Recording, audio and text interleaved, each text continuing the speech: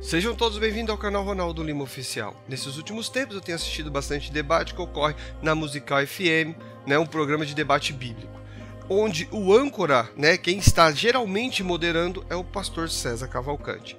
Só que tem algumas programações que o César Cavalcante deixa o seu papel de moderador e vai ser o debatedor.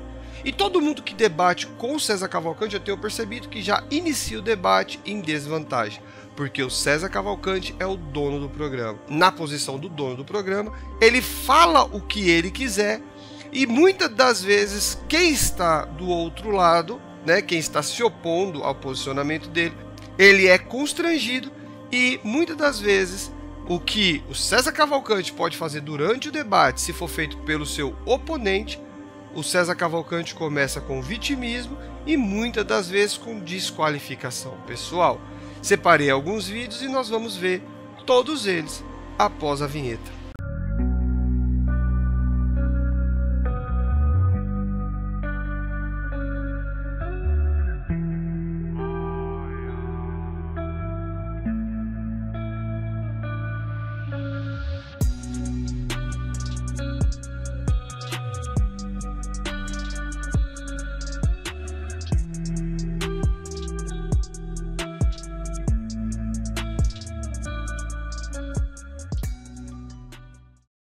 Este aqui é o primeiro vídeo, aqui a Bíblia apresenta Jesus como Deus. O César Cavalcante estava debatendo com o Marcelo Atafona no dia 10/10/23.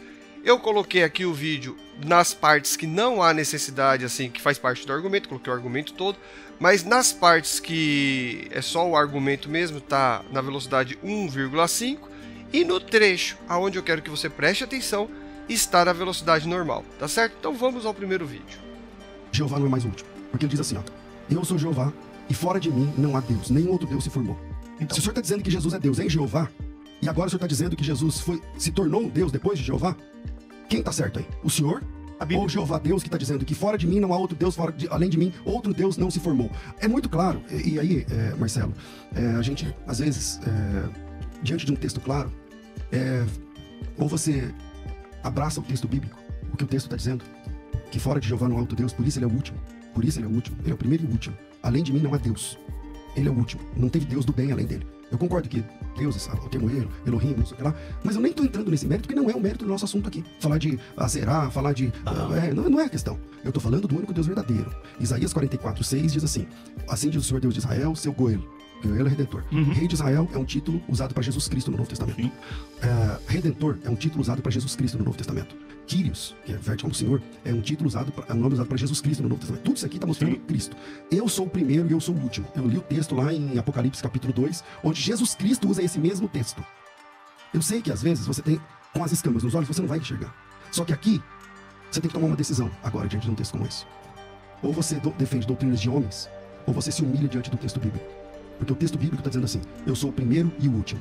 Além de mim, Deus nenhum se formou. Se Jesus Cristo é Deus verdadeiro, conforme você diz. Não o Deus verdadeiro, mas é Deus verdadeiro. Ele é Deus com Jeová, não sei o que lá. Eu perguntei, e ele passa a existir quando? Não, quando Jeová designou, não sei o que lá. Então, esse texto cai por terra. Então você tem que, ou você anula esse texto e defende doutrinas de homens, ou você abraça esse texto com humildade e diz assim, é verdade.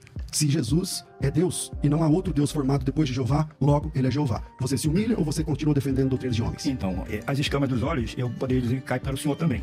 Porque o senhor acha que eu tenho escamas nos olhos? Claro, com muita humildade. É só mostrar o texto que se as escamas caírem, eu assumo. Vou dizer novamente. Jeová disse que era o primeiro e o último com relação aos deuses das nações. E ele está dizendo que fora dele não há Deus. Eu disse que Jesus é Deus, mas não é parte de Jeová. Ele precisa de Jeová. Ele disse, me foi dado toda a autoridade no céu e na terra. Ele disse, me foi dado autoridade para dar vida eterna. E o apóstolo Paulo, no capítulo 1 de Efésios, apóstolo Paulo, capítulo 1 de Efésios, veja se isso aqui vai configurar que Jesus é Deus igual ao Pai dele. Capítulo 1, versículo 15, até o finalzinho, diz assim, por isso também eu, tendo ouvido falar da fé que há em vós no Senhor Jesus, e o vosso amor para com todos os santos, não cesso de dar graças por vós, lembrando-vos de vós nas minhas orações. Para que o Deus de nosso Senhor Jesus Cristo, o Pai da glória, então Paulo está dizendo, o nosso Senhor Jesus Cristo tem um Deus. Ele tem um Deus. Isso já mostra, eu tenho um Deus.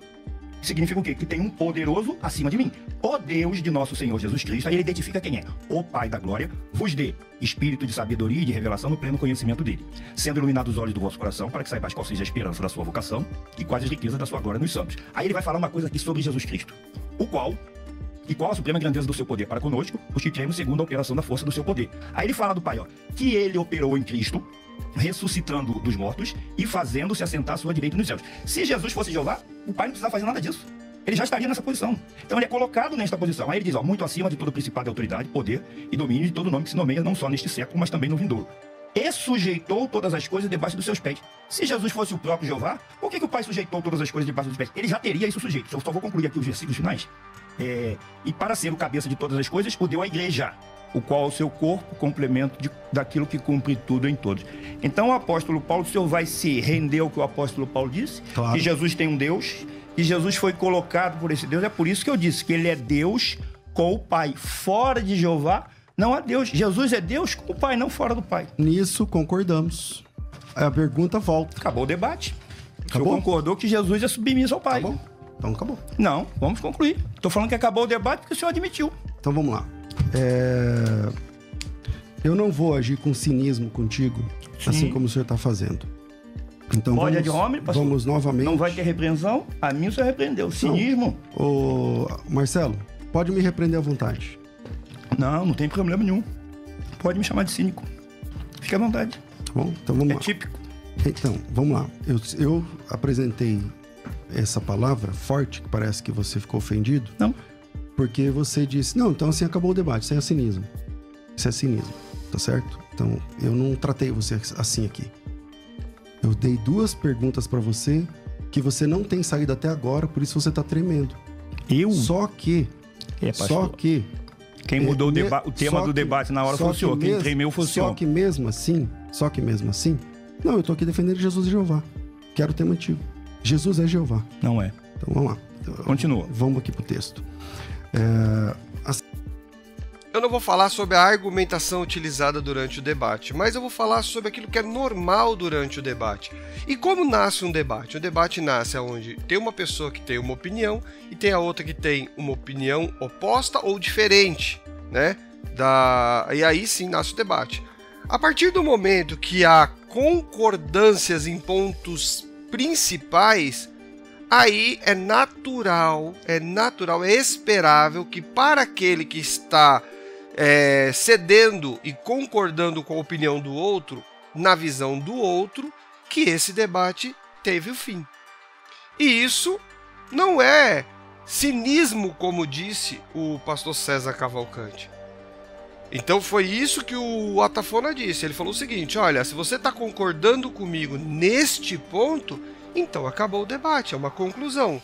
É uma conclusão mediante a fundamentação apresentada. Olha, eu concordo com isso que você está falando. Automaticamente acabou o debate. O estranho é o César Cavalcante ter isso como cinismo, ter isso como uma ofensa. É isso que está sendo posto aqui. Será que para o César Cavalcante, durante um debate, definir que o debate acabou, de fato, isso é considerado cinismo? Porque se isso for cinismo, o César Cavalcante é o pai do cinismo.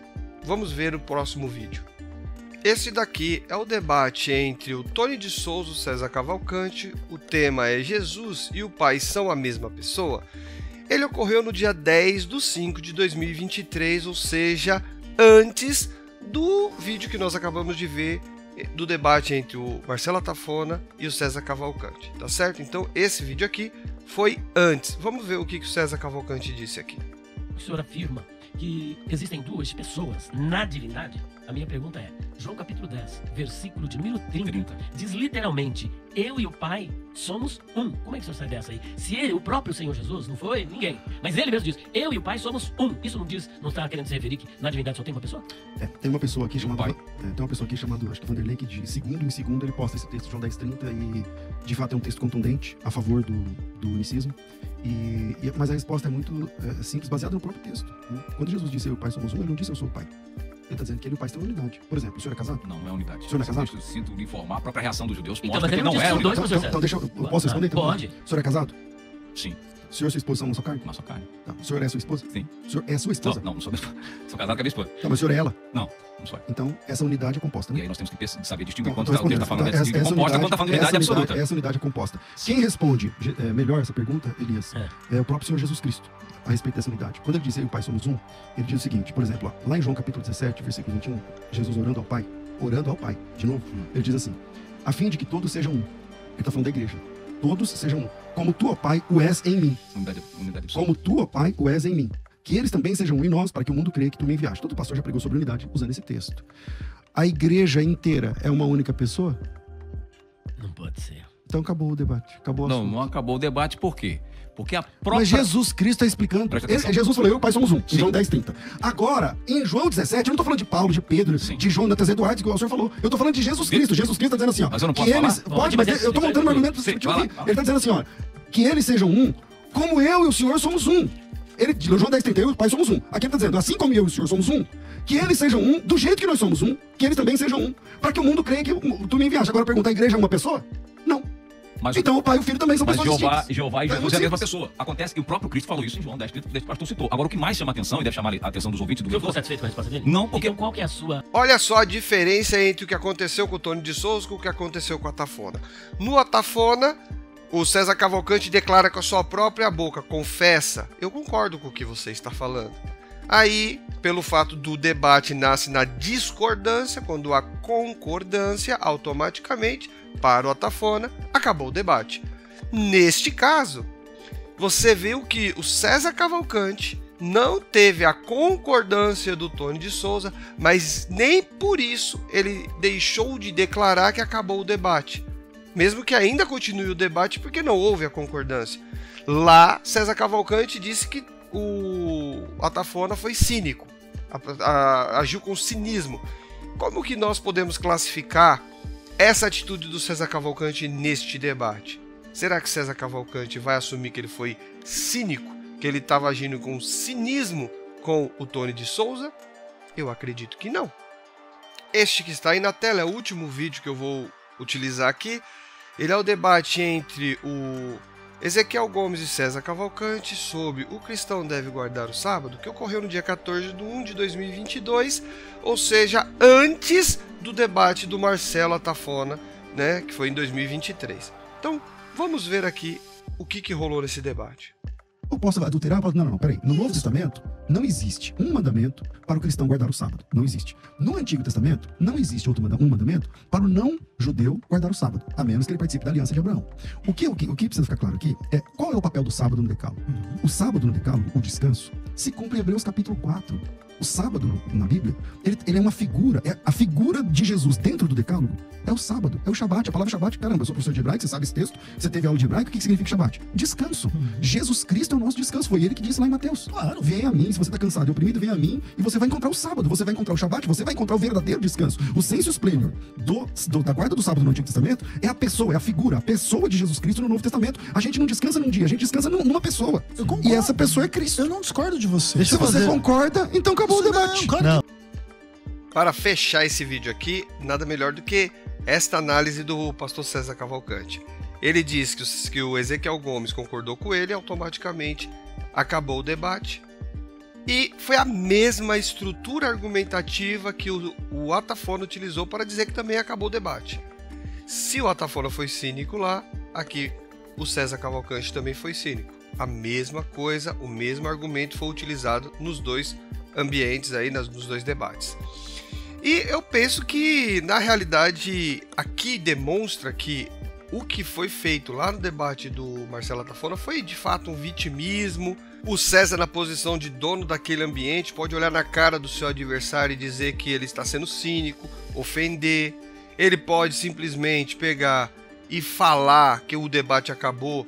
Ele pode desqualificar o seu oponente. E o seu oponente tem que simplesmente baixar a cabeça, porque ali quem comanda é ele. Então, nesse sentido, é o que eu quero concluir agora, porque chegamos num entendimento que todas as pessoas que chegam no debate da Musical para debater com César Cavalcante, pelo fato dele ser o dono do canal, o dono do ambiente, todas as pessoas já iniciam com uma desvantagem, inevitavelmente, tá certo? Dessa forma eu termino esse vídeo. Um grande abraço, até a próxima. Tchau, tchau.